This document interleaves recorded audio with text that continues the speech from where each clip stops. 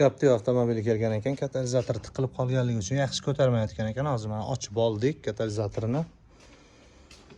Mana yorug'likka ushlaymiz, hech qanaqa yorug'lik ham o'tkazmayapti. Ikki taraf ham hech qanday yorug'lik o'tkazmaydi.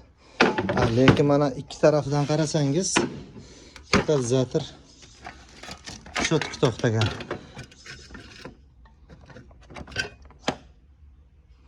Hech qanaqa eriganga o'xshamaydi. Lekin o'rtadan eriganligi uchun yorug'lik o'tkazmayapti. Tutun chiqishi yaxshi emas. Shu sababdan mashina yaxshi ko'tarmaydi, razgomlari yaxshi emas.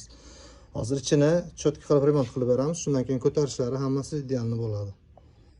Mana katalizatorning ichini ochib oldik, qopog'ini.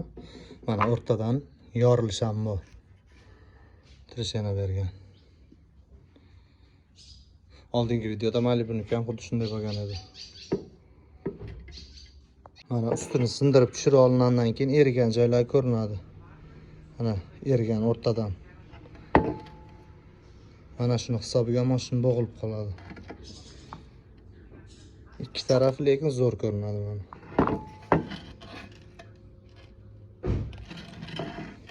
O'rtadan erish.